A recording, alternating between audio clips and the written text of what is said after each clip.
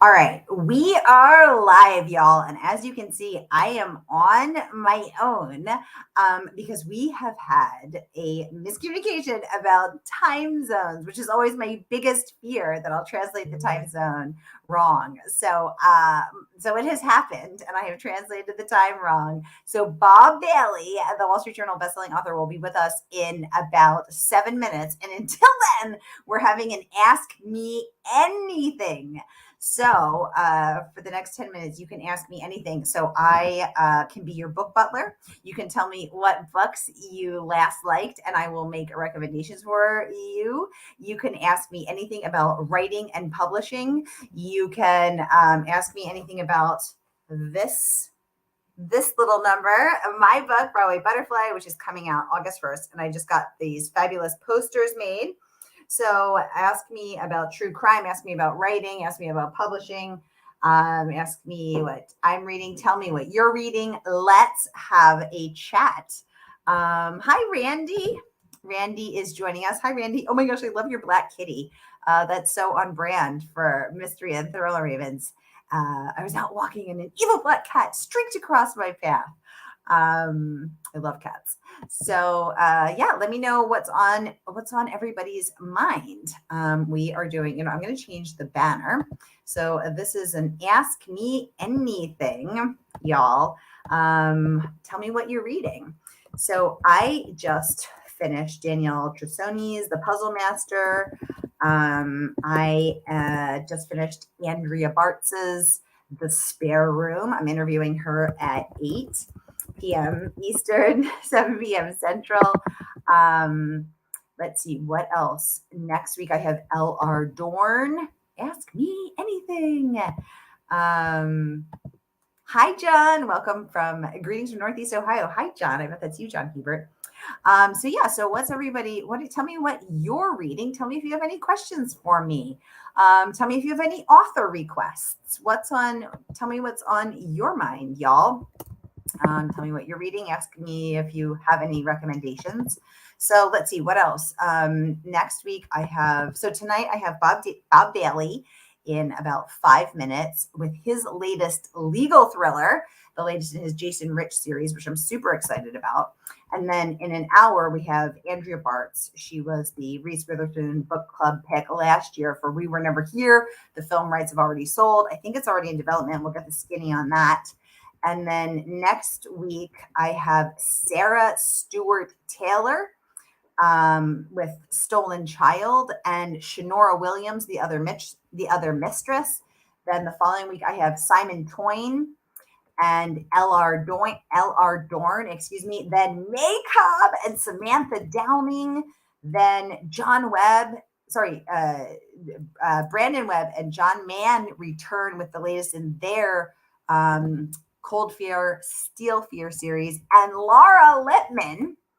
And then the week after that, which is July 31st, I have a secret surprise for you guys, which is that a mystery interviewer, is coming on to interview me for my pre-launch event for Broadway Butterfly. So the summer is looking lit, y'all. The summer is looking so good. Kelly J. Ford, Shari LaPena, Louise Hare, Cara Ruda. We have got so many amazing authors coming up. Deb Ledford, Lee Goldberg returns. Oh my goodness, the summer and the fall are looking so good. So I am so excited for so many amazing, amazing books. So yeah, tell me what you all are reading. Tell me what you all are excited about. Let's see what else. I just got back from Thriller Fest. So I did a ton of interviews on site with all sorts of authors. Mark Greaney, he does the Gray Man series. Is anyone watching the Gray Man series? So I did a really cool interview with Mark Greaney, and he shared so much about his writing. Mark Greaney talked about what makes his characters compelling, and he shared that it's actually his deep sense of empathy that he thinks make his characters compelling, which was really fascinating to hear. That insight about his Gray Man series, because of course that is blowing up. And let's see what else. what else have I been watching? Or who else have I been interviewing? I interviewed Gene Kwok. I interviewed Karen Slaughter and Kate White on site at Thriller Fest. I interviewed, oh my goodness, who else? Stephen James. I'm trying to think. There were I did back-to-back interviews all day long for 4 days. So it was this incredible lineup of talent and getting the inside peek on writing process. Jeffrey Deaver talked about his process. He is a very focused plotter. He spends months and months plotting in up to 180 pages. He writes in an entirely dark room, blacked out. Jeffrey Deaver writes in a blacked out room. And that was fascinating to hear. Oh, Bob Bailey is in the house. Hi, Bob Bailey. Hey, how are you? Good. I was just telling everybody that we had my worst nightmare happen, which is that the time zones got confused, but you are riding to the rescue and making it happen. All right, everybody, we have Wall Street Journal best-selling author Bob Bailey in the house, and he is here to give us the exclusive pre-launch scoop on the second book in his Jason Rich, our beloved Billboard hero, Billboard lawyer with a heart of gold series. So Rich Wooders. So Bob, tell us about this book. So, Rich Waters is the sequel to Rich Blood. It's Jason Rich Book 2. Tried to write it to where it was standalone. So if you haven't read Rich Blood, you still can enjoy Rich Waters. It definitely picks up Jason sort of in complete turmoil. You know, his life sort of turned upside down. He's now sort of the father figure for his teenage niece, Nola. He is having to deal with his sister's death and just the internal battle about that. And then he's brought into this impossible case where the meth king of Sand Mountain, Tyson Cade, who was the villain in the first book, um, essentially blackmails him into taking this case where a police officer's been murdered, and this former football hero, who's sort of become kind of sort of a sad case, has now been tried for murder. And so Jason is thrown into this really impossible situation where he's trying to defend this guy that looks guilty. He doesn't really want to, and he's got some people close to him that he's worried about might be involved in it. So a lot of things going on. A lot of things going on and a lot of things at stake, which is trademark Bailey. Now, Bob, I can't wait to get into every detail because I have a lot of questions for you, and people have been submitting questions in advance, so I can't wait to get into those. So first of all, I think everybody wants to know, is there going to be a third book? Is there going to be more than 3 books? Let's start there. So there is going to be a third book. I'm working on it now. And I'm not sure beyond that. I think that there's a lot of things we could do with Jason Rich. You know, anytime you have a character that has as much conflict as he does personally, it's great fodder for fiction. I am writing the third book so that it sort of is a nice landing spot for him, and definitely in sort of a way that the Natchez Burning trilogy with Greg Isle sort of ends with Mississippi Burning, though Penn Cage will probably go on. I think that's what the third book, which is going to be titled Rich Justice, is going to be all about. So I was just about to ask you if you have a title. Oh my gosh, yeah. Bob, you always have the best titles. I mean, Rich Blood, Rich Waters, and Rich Justice. It's so good because of course you have this fabulous character, Jason Rich. So Heidi had a question. She submitted it in advance. She wants to know, do you have to read the first book in order to read the second book? I don't think that you do. I really try to write them in a way that the backstory's covered pretty well in the first chapter to two, 3 chapters. Now it is probably a little bit richer experience if you have, because there's so many Easter eggs from the first book. But my heroes in writing, Michael Connolly, is a perfect example. They always kind of plant seeds so that you can enjoy Harry Bosch, whether you pick up in the 10th book or the first book. So I try to do that in my stories.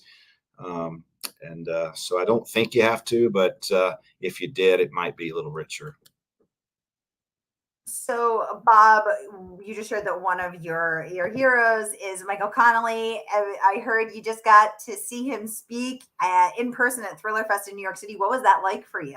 So I didn't get to hear him speak. I was at Thriller Fest, but we left on Saturday before his speech. I will say that one of the highlights of this is the Rich Waters cover, and we have a blurb from Michael Connolly at the bottom, which means a lot to me, just because he means a lot to me, and so I really hated to miss seeing him speak because I wanted to shake his hand and introduce myself.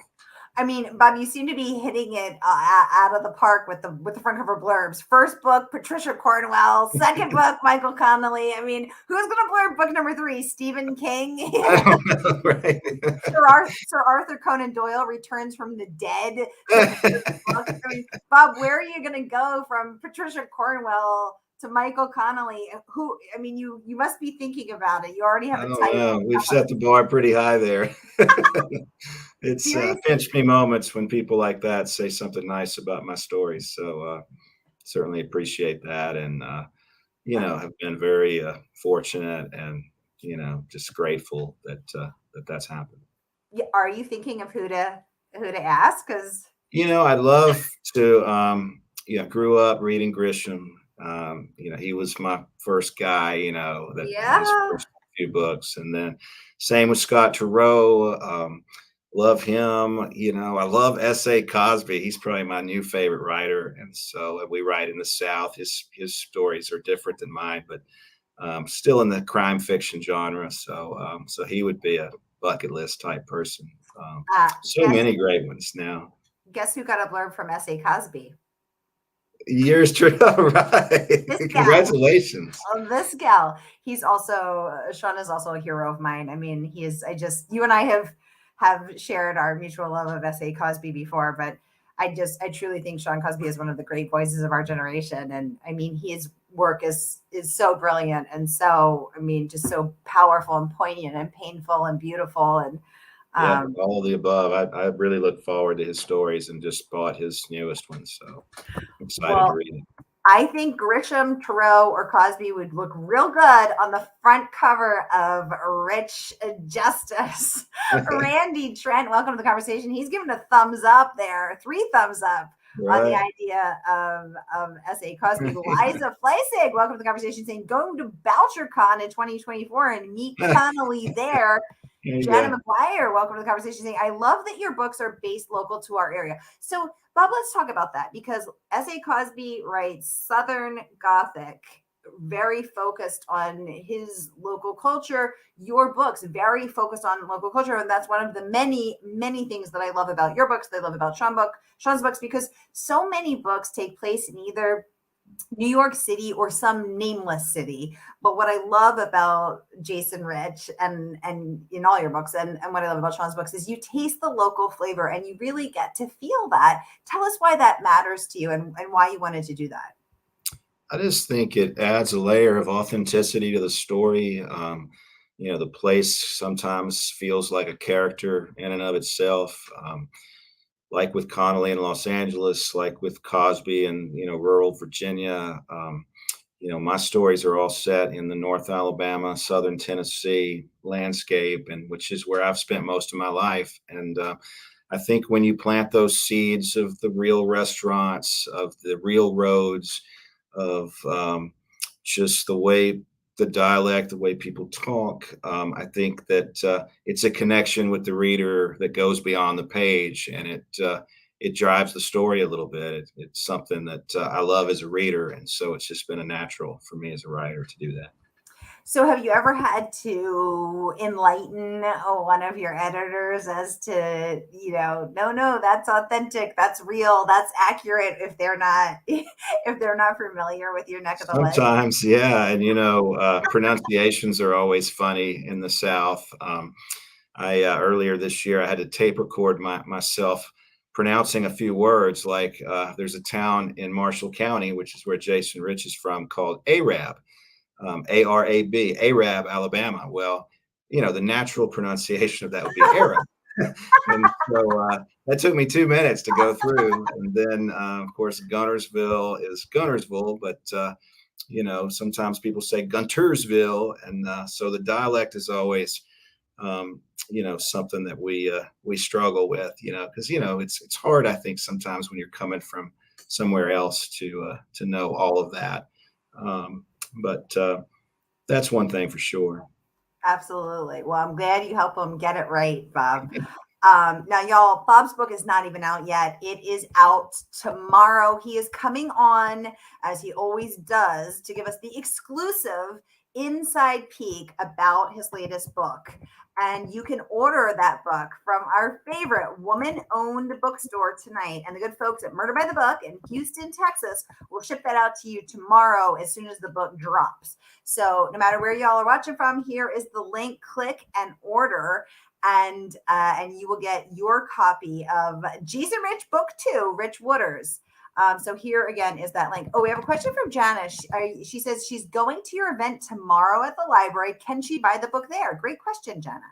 Yes. So we'll have the Snail on the Wall bookstore, which is our local store here in Huntsville, that will, I think, have copies of not only Rich Waters, but pretty much all of my books. So we're excited. Tell everyone, what time is that, and and what's the bookstore one more time? So it's at the South Huntsville Library. That's on it's on Bailey Cove Road, or Carl T. Jones turns into Bailey Cove, but it's at 6 p.m. and I'll probably get there a little early because I know people like to sometimes buy the book before I talk, and then I'll talk for about 30 minutes, and then we'll sell books after as well. So should be a great time. It's a great location. It's a brand new library.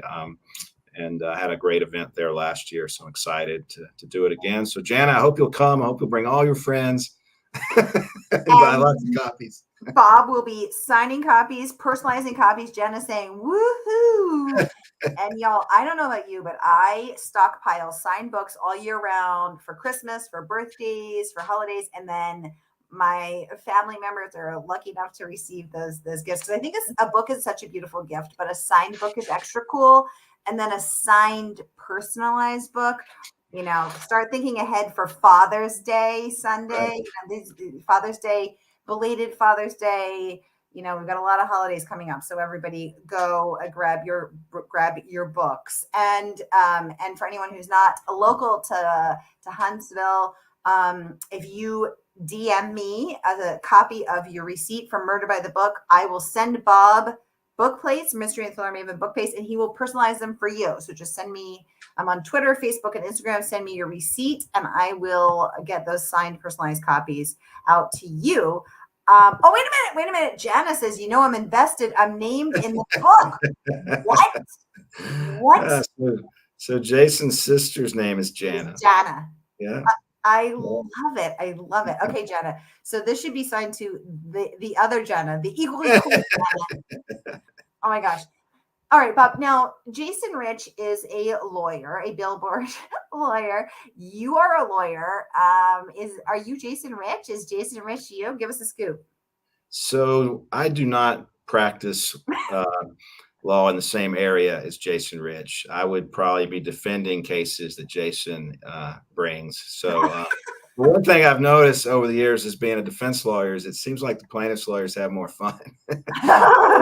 It's a little easier to put together a fictional story around a plaintiff's lawyer. Now, that being said, some of Jason's personal characteristics, some of the things that he enjoys, musical tastes, quirky mannerisms, some of that stuff is driven from me. So there are parts of him that are me, but the lawyer part is not me. It's not too late for you to go out and get yourself a billboard, Bob. It's never too late. Right. You can. That is still open to you. Okay, Bob. Without any spoilers, what was your favorite scene in this book? Gosh, what is my favorite scene? So the story has, it's one of the most ambitious books I've ever written. It has 3 kind of climaxes, each before a part ends. And so each of those climax type parts were very fast and parts of the story that, you hope the readers like, whoa, those parts were fun to write. I always kind of like the parts of the story that are emotional. And there is scenes toward the end of the story between Jason and Nola, no tears in the writer, no tears in the reader. made me cry a little bit. And then there's a scene at the end with Jason and his security detail, the Tony Dandle brothers, that really kind of got me. It was probably one of my favorite scenes that I've ever written. And I won't give that one away, but it comes toward the end and it's right before he goes to court. So it I was, love that. yeah. Now, Bob, as a lawyer and a writer, what is your creative process like? Do you write every day? Do you write before you go to work as a lawyer? Do you write when you come home? How do you fit it all in? So my schedule normally starts in the morning, and always has. I don't get up quite as early as I used to as I'm older, and I just can't go quite like I used to. But I'll try to get a session in. Like a writing session for me is normally about an hour and a half to 2 hours, and within that time, I can write anywhere from 500 words to 2,500 words. Normally, I mean, it just depends on you know how well the story's going, how much momentum I have, whether the scene is easy to write or whether I'm struggling with it. And then if I'm chasing a deadline like I am now, a lot of times I'll try to work 2 or 3 sessions into a day. And that's when really gets fun. I don't think I'm very much fun to be around when that's going on, but I really, enjoy getting into it. Just like when you're reading a book, you kind of don't want to stop. And that's where I am right now with Rich Justice. And so it's a ramp up for me. I'll write 1,000 words a day for, a month or two, and I'll struggle sometimes. Like in April, I was really struggling. I had some blockage. My son was graduating from high school. We had all these spring sports and very tough. But when I get that going and, it's just a little easier to sort of ramp up to the 2,000. And then at the very end, a lot of times I'll get 30 or 40 pages in a day because I can see the ending, I Wow. see the finish line, and I don't want to stop. I don't want to lose it. So Wow. I love definitely kind of it. sort of a ramp up. But what do you do on the days, and I'm asking for a friend, and the friend is me. What do you do on the days when the words don't come? Do you walk away or do you push through? Or, when you just feel burned out, when you're tired, when you just got nothing left in the tank? I will vent. My wife, Dixie, God bless her, she listens to me vent about my struggles sometimes with a character or with a scene or just with life not allowing me to sit down and get it done. I like to exercise, and sometimes I do stop. If it's not happening, and I feel all. It's really hard. My process. I think I told you this last year. Is I call it flow and grind. You have to grind to get yourself in the chair, but you can't have anything happen if you aren't allowed to flow. And so if I'm not allowed to flow or I just can't get there, if I'm either in my own way or outside forces are in my way, then that's when it's really frustrating. Yeah. Yeah. I like that grind and flow. I haven't heard that before. Yeah. But clearly it's working for you because, as Kirkus says, this book is a quote, a compelling dive into the life of a lawyer, outweigh past his depth. So, Kirkus, I think the New York Times said, is reliably cranky and curmudgeonly. Praise don't come cheap. What do you think is the secret to writing a compelling character, a compelling book that makes Kirkus stand up and take notice?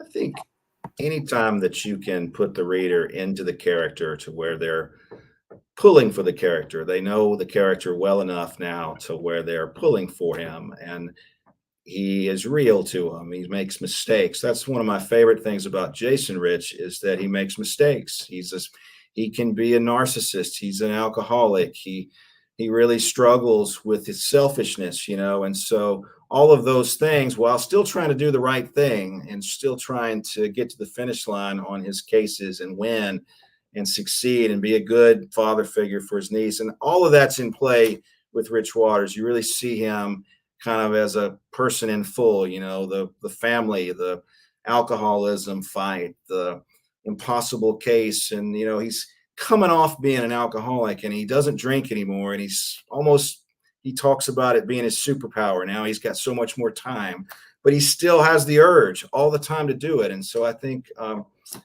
that's what makes a compelling character. It's like, I don't know. It's like Harry Bosch, he's got all these problems, and his daughter and his ex-wife, and he loves jazz music, and it's like escaping into someone else's life. Mm. Yeah, I resonate with what you're saying, and I struggle with that as a writer because I want to make it easy for them, but I can't. Because as you're saying, that's what gets them pulling for it. Renee, Yeah. welcome to the conversation. Saying Southeast Florida is extremely stormy now. Miami and Fort Lauderdale airports have a flight on hold. I'm not sure. Oh, I'm not sure. I'm not sure what she's. Thank you for letting us know. I hope you're safe, Renee. And she wants to know if it's necessary to read the first book before reading this one. And you're saying it's not, Bob. I don't think so. I think if you enjoy this book, you can go back and read Rich Blood and sort Mm, of fill in whatever gaps there are. I mean, he is set up in this story, in a way that the events of the first book happen, but we are definitely moving forward with what's going on in this book. It's not just a lot of backstory with no explanation. mm. Let's take a look at the. Thank you for the question, Renee, and thank you for the answer, Bob. Let's take a look at your blurb from Michael Connolly. He says, "I'd ride with Jason Rich to a courthouse anywhere." So that is high praise from King Connolly there to get him in the car with Jason Rich and you, the pilot on this journey. Congratulations on that amazing praise. Um, Bob, what do you, someone else, let me just see. Anna would like to know, she says she dreams of writing a book. Any advice? Well, I think what I tell aspiring writers is I think Stephen King's book on writing is a great place to start because he's one of the absolute very best. He's been so prolific, so many great stories, and he has a lot of great advice in there. And his commandment is, read a lot, write a lot. And I think as simple as that is, you really do have to read a lot, especially in the area that you want to write in, to really sort of know what you're doing or what you want to do. It's like composing music. You'd have to listen to music to be able to understand what you wanted to compose or write or play. And I think the same goes for writing. And I think once you get into a story, I think the two most important words for any aspiring writer are the end, because you have to get to the end before you can ever have a book, published. And I think so many people, and me included, it took me 10 years to get published with The Professor, and three rewrites of the story. And the first book was 800 pages long. And so I really learned how to be a writer during all of that writing, rewriting, drafting, revising. But it never would have happened if I don't get to the end on the first draft, which wasn't all that good. And no first draft is. And so you really have to finish it before you can fix it. And I think so many people get tight while they're trying to write the first draft, never get to the end, and you have the dream unrealized. Bob, thank you for sharing that it took you 10 years to write The Professor, because it took me 9 years to write Broadway Butterfly. And I think that's something that isn't really talked about enough because there's so much pressure to be, cranking out a book a year. And frankly, to be everything in our society is so fast, right? Like fast food, fast fashion, fast this, fast that. It's, a dizzying whirl of fast. And and I think there's almost almost shy to share that it took me 9 years and 10 years by the time it came out. So thank you for sharing that it also took you 10 years. And I think that your writing and has a depth and a seasoned feeling to it when you're reading it that maybe it wouldn't have if you hadn't spent that decade growing as a writer and growing your, deepening your own work. Yeah, no So question thank you for about it. sharing that. I didn't know that about you. I agree with what you just said. I mean, I certainly think I learned how to be a writer in those 10 years. Yeah, exactly. Y'all, the book is out tomorrow. The book drops tomorrow. I'm so excited. So Jason Rich book number 2, Rich Waters, drops tomorrow. So grab your copy tonight so that you can immerse yourself in the world of Rich 2. And whether you're watching on Facebook or YouTube with us tonight, here is that link. Click and order it. The good folks at Murder by the Book will send it out to you tomorrow so you can get down in this story. You're not going to want to miss it.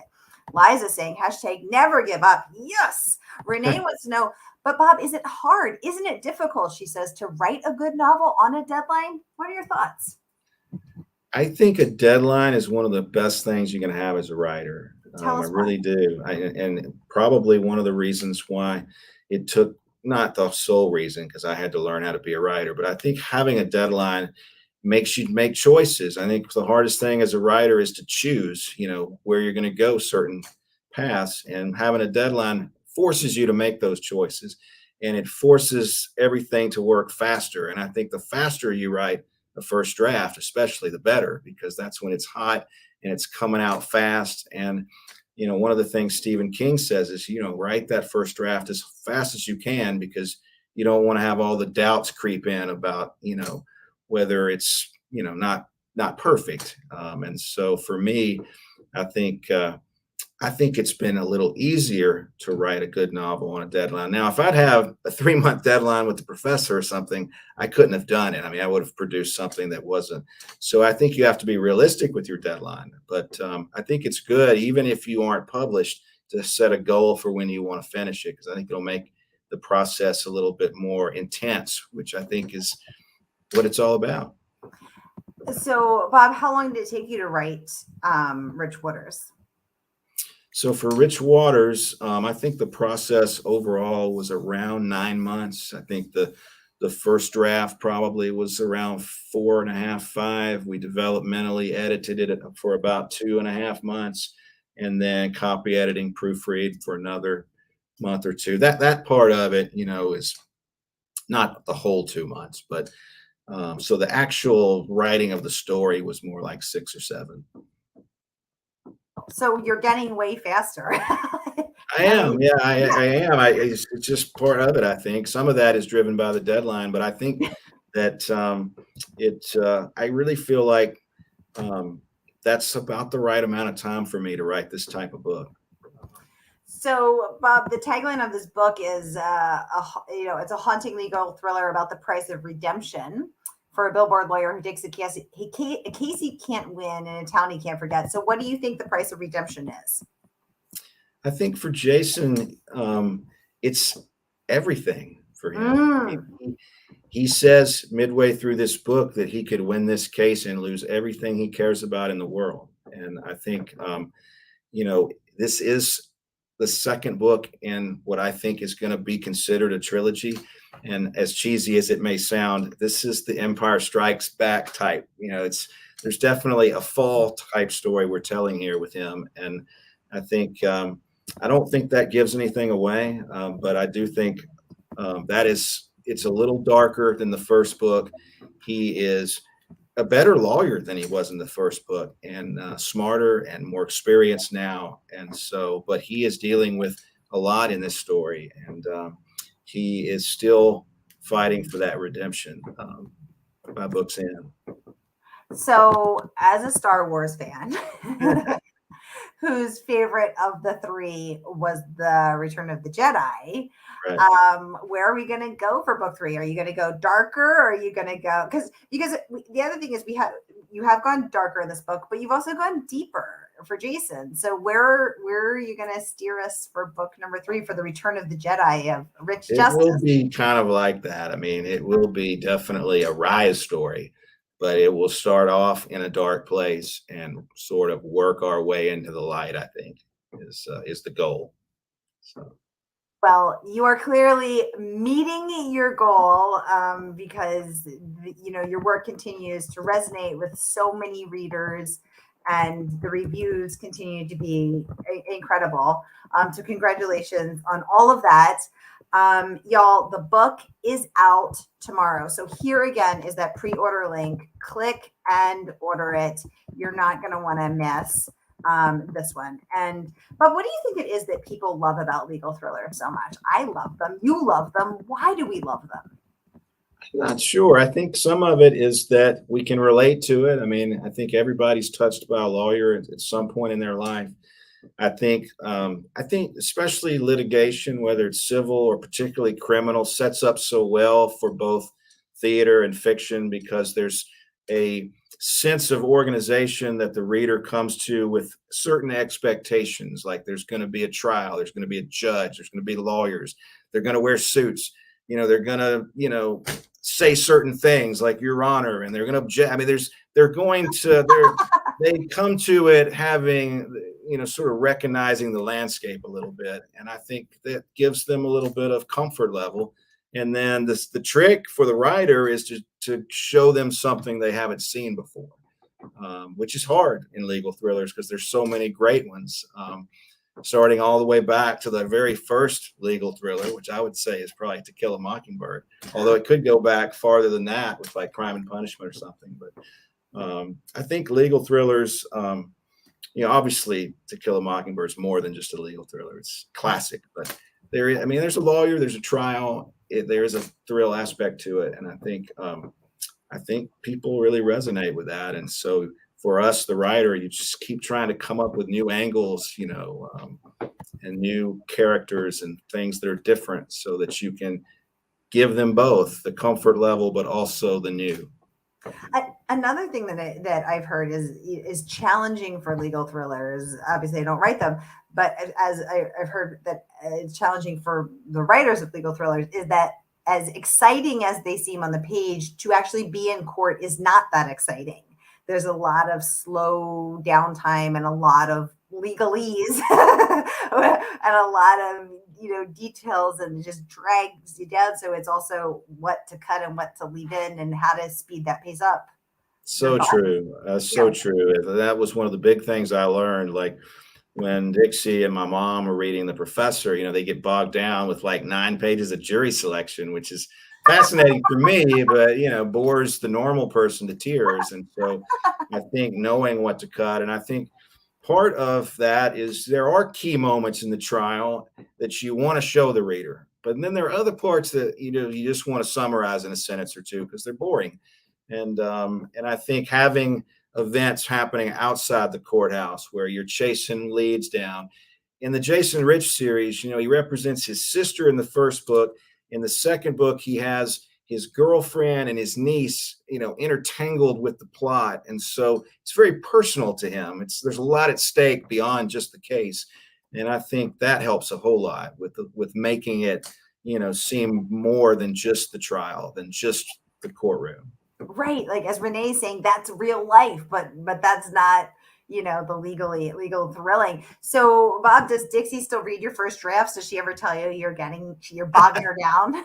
So funny that you asked that. So I pretty much have ruined the story for Dixie before she ever can read it. And so, I go over the plot and I'll say how it's going to end and I'll say, what does she think? And so now she read all of The Professor and all of Between Black and White, the first 2 books. But since then, I've ruined it to such a point for her that I think she has read them. But if she isn't one of my first readers anymore. She is my first developmental editor, though. And I really rely on her a lot for just when I'm struggling with an idea, I'll run it by her and ask her. And, a lot of times she'll say, no, I don't think that's a good idea. And so, we'll fight about it sometimes and I'll get my feelings hurt, but I think it's important to, to be able to have sounding board like that. So she's really vital to my success that way. Yeah, I have the same situation over here with my husband. Eliza is saying, "Yay for Dixie!" I know we're hashtag Team Dixie. But I have the same situation over here where I ruin it for my husband because I just tell him everything. Then I have him read it. Then he gives me feedback and I don't like it. And then we fight about it. Exactly. Good times. Jana is offering to be one of your first readers here, Bob. You guys. Janet, you never know. You might start getting those pages. Renee saying, Bob, congratulations on your son's high school graduation. My youngest nephew has his high school graduation today, and he'll be going to the University of Wisconsin. Did your son just graduate, Bob? He did graduate from high school. He's going to the University of Alabama. And I think Alabama's playing Wisconsin in 2024. So, you'll see Renee across the field.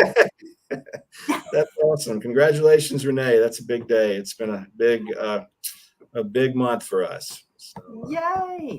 All right, y'all, we are out of time. Here again is that pre-order link. You're not going to want to miss this book. So grab your copy now. Pre-order Rich Waters right here. I'm gonna pop it up for you. You're not gonna want to miss this one. And the good folks at Murder by the Book will send that out to you first thing tomorrow. Liza's saying, roll tide. Jana's saying she's gonna she's gonna give you her address tomorrow when she comes to your signing. Renee says, no way, that's too cold for her. This has been so much fun. Bob Bailey, we have had so much fun talking to you again. And she's saying, happy early pub day on Rich Waters. Yay. So we will look forward to having you back next year for the exclusive pre-launch Q&A for the third in the trilogy or beyond. And that will be Rich Justice, y'all. So Bob Bailey will be back with us next year. Right, Bob? Yes, I will. Thank you, Sarah. Yay. Always a pleasure, sir. All right, y'all. I'll be back at the top of the hour with Andrea Bartz. Go get a drink, get a snack, and I will see you then.